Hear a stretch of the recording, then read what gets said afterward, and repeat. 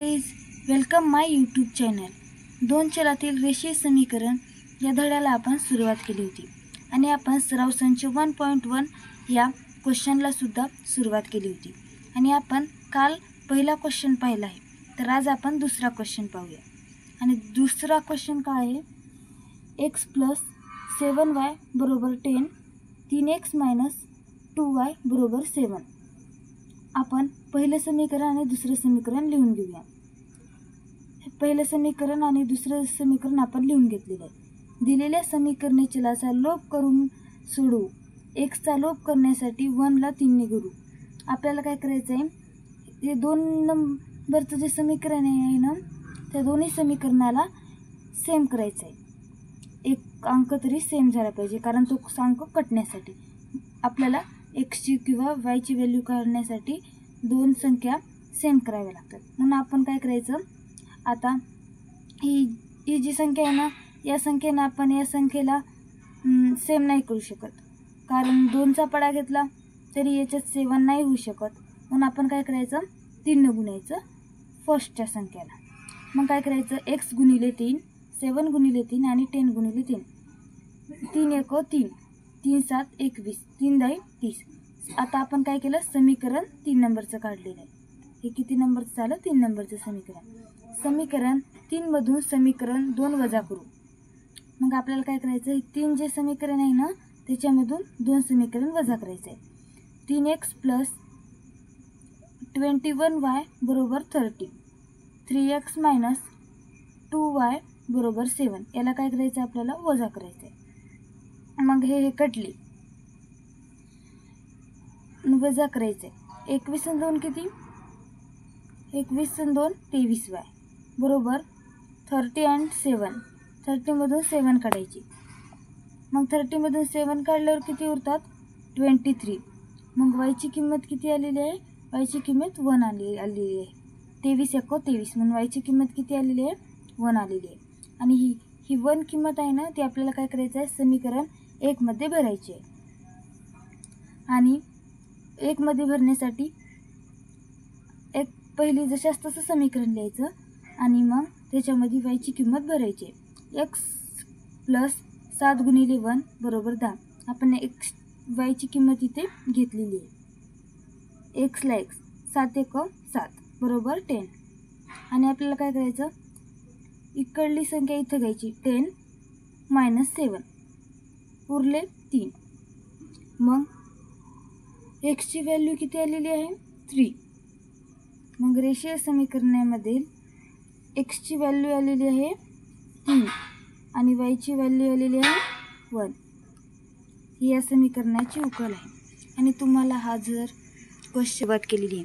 आणि आता आपण पुढचा प्रश्न पाहूया आणि पुढचा प्रश्न आहे, 2x - 3y = 9 and 2x + y = 30।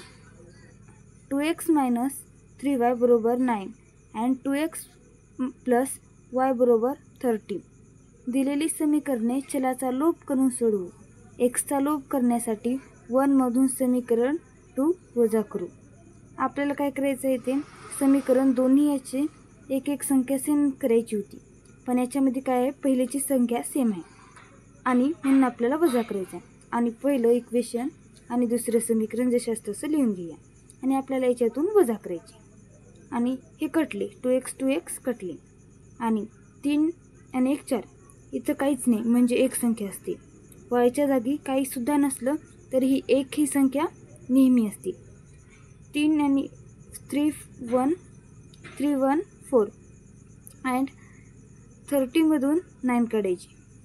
इथं प्लसचं चिन्ह असलं ना तर मायनसचं असते, म्हणून मायनसचं चिन्ह मोठ्या संख्येपुढे आहे, म्हणून आलेल्या उत्तराला सुद्धा आपल्याला मायनसचं चिन्ह हा द्यावं लागते।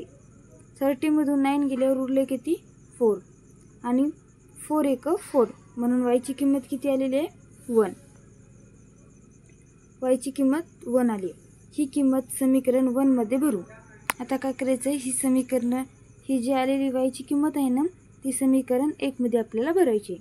मग आपण समीकरण 1 लिहू, 2x - 3y = 9 आणि 2x मायनस 3 गुणिले 1. आपल्याला काय करायचं तर वायची किंमत इथे आपल्याला एक्सची किंमत काढण्यासाठी आपल्याला वायची किंमतचा उपयोग करायचा आहे. 2x मायनस 3 गुणिले 1 अँड 9. 2x मायनस 3 3 1 3 म्हणून 3 अँड 9ला 9. 2x आणि काय करायचं आहे, ही 9 संख्या आहे ना, 9 ती संख्या इथे घ्यायची आणि प्लस जेव्हा ही संख्या मायनसमध्ये असते तेव्हा इकडली संख्या इकडे जात असते आणि ती इकडे जातावेळी प्लसमध्ये होते आणि इकडली संख्या इकडे येत असते. 9 प्लस 3 किती, 9 प्लस 3 12. मग आपल्याला 12ला 2ने भागायचं आहे. बेग बे 2 4 बेत्रिक 6 बेचोक 8 बेपंचे 10 बेसकम 12 म्हणून एक्सची किंमत किती आलेली आहे, व्हॅल्यू 6 आलेली आहे. एक्सची व्हॅल्यू 6 आणि वायची व्हॅल्यू 1 आलेली आहे म्हणून या समीकरणाची उकल 6,1 आलेली आहे. प्रश्न घेऊया आणि पुढचा प्रश्न आहे 5m मायनस 3n बरोबर 90 अँड m मायनस 6n बरोबर -7. 5m मायनस 3n बरोबर 90, m मायनस 6n बरोबर 7. आपण काय करायचं होतं, समीकरण सेम करायचं होतं. पण या समीकरण काय आहे, या समीकरणमध्ये एकतरी समीकरण सेम आहे का, नाही. म्हणून आपल्याला काय करायचं आहे, समीकरण सेम करून घ्यायचं आहे. म्हणून आपल्याला सेम करण्यासाठी आपल्याला कितीचा पाडा घ्यावा लागेल, 5चा पाडा घ्यावा लागेल. म्हणून समीकरण 2ला 5ने गुणू. 5m 5 1 5 5 5 25 5 30 30n and 7 5 35. समीकरण 1 मधून समीकरण 3 वजा करू. हे जे समीकरण 1 आहे ना, त्या समीकरणामधून आपण आता जे तयार केलं ना समीकरण, त्या समीकरणाला वजा करायचे आणि 5m कटले आणि 30n अँड 3n मधून मायनस करायचे. मग मायनस केल्यानंतर किती राहतात, 27n अँड 35 मध्ये 90 काय करायचे आहेत, आपल्याला प्लस करायचे आणि प्लस केल्यानंतर किती होतात, 54. मग 27 1 27 27 2 54 म्हणून यांची व्हॅल्यू किती आलेली आहे, 2 आलेली आहे. यांची व्हॅल्यू 2 आलेली आहे. ही किंमत समीकरण 2 मध्ये भरू. आपल्याला आपल्याला काय एमची आता व्हॅल्यू पाहिजे म्हणून ही व्हॅल्यू काय करायची, आपल्याला 2 मध्ये भरायची. मग m मायनस 6n बरोबर -7. m मायनस यांची व्हॅल्यू या 2 मध्ये घ्यायची. 6 गुणिले 2 बरोबर -7. mला m 6 1 6 6 2 12 12 बरोबर -7 आणि m जेव्हा हे -7 इकडे येत असतं तेव्हा ती संख्या काय होत असते, प्लस होत असते आणि 12 -7 प्लस 7.